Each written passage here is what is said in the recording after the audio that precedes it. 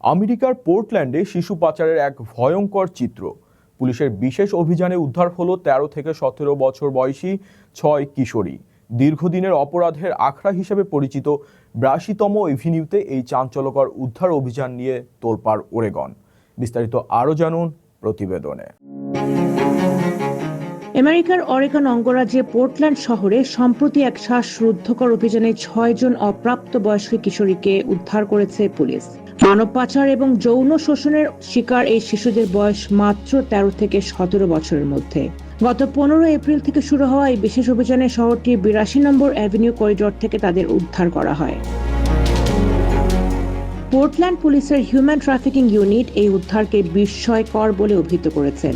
সাধারণত এসব অভিযানে প্রাপ্তবয়স্কদের দেখা মিললেও এত অল্প সময় এত বেশি সংখ্যক শিশুকে উদ্ধার করার ঘটনা বিরল। কর্মকর্তারা এখন খতিয়ে দেখছেন এটি কোনো নতুন অপরাধী চক্রের উত্থান কিনা। উদ্ধারকৃত কিশোরীদের সুরক্ষায় কাজ করছে Oregon department of human services এবং সেফটি কম্পাসের মতো সংস্থাগুলো। অনেক শিশুই অন্য রাজ্য থেকে অপহৃত হয়ে এখানে এসেছিল, তাই তাদের পরিবারের সাথে পুনরায় একত্রিত করার প্রক্রিয়া শুরু হয়েছে। ট্রমা এবং ভয়ের কারণে এই ভুক্তভোগীরা প্রায় মুখই খুলতে চায় না, তাই পুলিশ এখানে ভিকটিম সেন্ট্রিক বা ভুক্তভোগী বান্ধব পরিবেশ পদ্ধতি অবলম্বন করছে। পুলিশ বর্তমানে এই পাচারকারী চক্র এবং যৌন সেবা ক্রেতাদের বিরুদ্ধে মামলা তৈরির কাজ করছে।